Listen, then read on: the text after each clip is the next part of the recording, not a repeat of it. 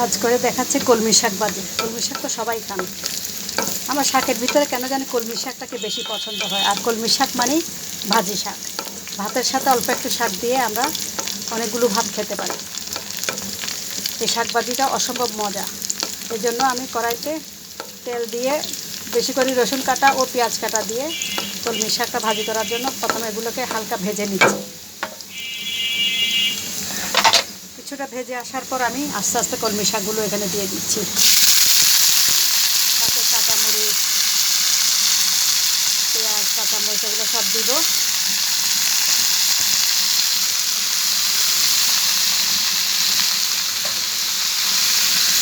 এবং স্বাদ মতো লবণ দিয়ে দিব। স্বাদ মতো লবণ দিয়ে দিচ্ছি। শাক ভাজি করতে একদম সময় কম লাগে এবং খুব দ্রুত হয়ে যায়, খেতেও মজা। আর শাক বেশি সিদ্ধ করা লাগে না, শাকে বেশি মশলাও লাগে না। আপনি দরকার হলে মরিচ পোড়া দিয়ে এই শাকটা খেতে পারেন, অথবা কাঁচামরিচ দিয়েও আপনি খেতে পারেন।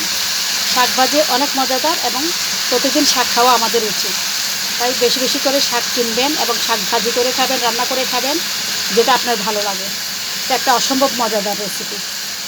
কিছুক্ষণের মধ্যে আমার এই শাক ভাজিটা হয়ে যাবে এবং এটা আমি বেড়ে পরিবেশন করব। দেখুন শাক ভাজিটা অনেকটুকু আমার হয়ে এসেছে। এবার আমি ভালো করে এটাকে নেড়ে দিব। অল্প কিছুক্ষণের ভিতরে আমার এই শাক ভাজিটা হয়ে যাবে।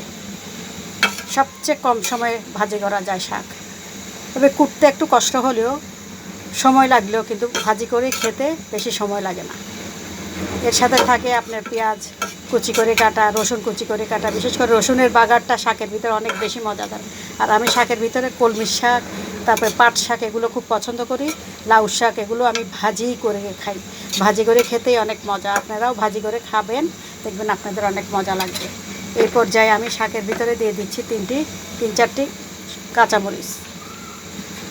কাঁচামরিচের ফ্লেভারটা শাকের ভিতরে খুবই মজা লাগে। এবং সাথে কিছু পেঁয়াজ কুচি আর কিছু রসুন কুচি দিয়ে দিচ্ছি।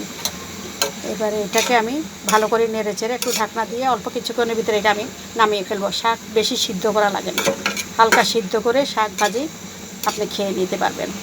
তেলের ভিতরে সুন্দর করে ভাজি করে নেবেন, দেখবেন আপনার যে কোনো সময়ের খাওয়ার তৃপ্তি অনেক গুণ বেড়ে যাবে এই ভাজি শাকটার কারণে।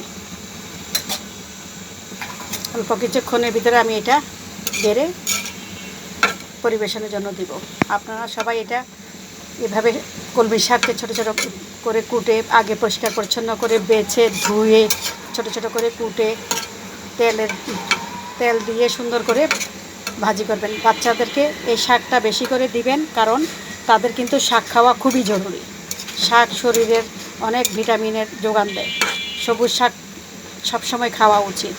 রান্না করে খান আর ভাজি করে খান, এটা আপনার বিষয়, কিন্তু ভাজি শাকটা সবাই পছন্দ করে। আমি তাই আজকে ভাজি শাকটাই করলাম। আর এটা হচ্ছে কলমি শাক। এই যে হয়ে গিয়েছে আমার কলমি শাক ভাজি। আর অল্প একটু হলেই আমি এটা নামিয়ে ফেলবো। আপনারা সবাই খাবেন এভাবে শাক ভাজি করে, ভাতের সাথে দিয়ে বাচ্চাদেরকে খাওয়াবেন, নিজে খাবেন। আর বেশি বেশি করে পানি খাবেন, কারণ পানি শরীরের ভারসাম্য রক্ষা করে এবং শরীরকে ডিহাইড্রেশনের হাত থেকে বাঁচায়।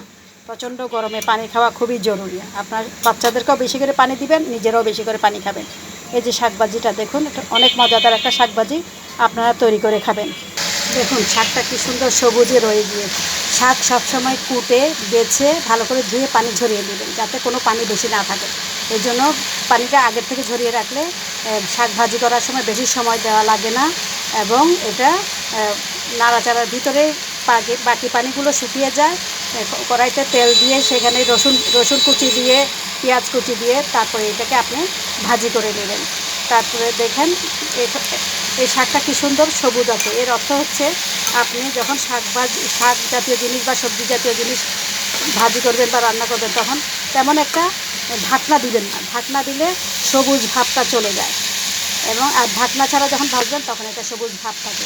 হয়ে গিয়েছে আমার শাক ভাজি, এখন আমি এটা পরিবেশন করছি। এ পর্যায়ে শাকের জন্য আমি কয়েকটা শুকনা মরিচকে একটু টেলে নিচ্ছি, কারণ শুকনা মরিচ দিয়ে শাকভাজি খেতে খুব বেশি মজা কাঁচামরিচের থেকেও। কাঁচামরিচ আপনি অবশ্যই দিবেন ফ্লেভারের জন্য, কিন্তু শাকভাজিটা আসলে শুকনা মরিচ দিয়ে খেতেই মজা বেশি। এই জন্য আমি কিছু শুকনা মরিচ টেলে নিচ্ছি শাকভাজিটা খাওয়ার জন্য। দেখুন আমার মরিচগুলো অনেকটুকুই হয়ে এসেছে। এখনই আমি নামিয়ে ফেলবো এবং শাকভাজির সাথে এটা পরিবেশন করাবো। আপনারা সবাই শাকভাজিটা করে খাবেন এবং বেশি সিদ্ধ করবেন না, যাতে সবুজ অংশটা চলে না যায়। বেশি সিদ্ধ করলে খাবারের গুণ নষ্ট হয়ে যায়, তাই এটাকে অল্প সিদ্ধ করবেন এবং সবচেয়ে কম সময় আপনি শাকভাজিটা করতে পারবেন। খেতেও অনেক মজাদার। সবাইকে ধন্যবাদ। সবাই দেখুন কীভাবে আমি পরিবেশন করি। অশেষ ধন্যবাদ সবাইকে রেসিপিটি দেখার জন্য। এই যে আমার খাবার তৈরি, আমার শাকভাজি তৈরি এবং আমি কাঁচামরিচও রেখেছি, শুকনো মরিচও রেখেছি। এখন সবাই এটা এভাবে তৈরি করে সার্ভ করে খাওয়াবেন। আর ভালো লাগলে একটা লাইক দিবেন, শেয়ার দিবেন এবং সবাইকে পরিপূর্ণ ভিডিওটা দেখার জন্য অশেষ ধন্যবাদ। সবাই ভালো থাকবেন, সবাই সুন্দর সুস্থ থাকবেন এবং বেশি করে পানি খাবেন ও পরিবারকে ভালো রাখবেন। ধন্যবাদ সকলকে।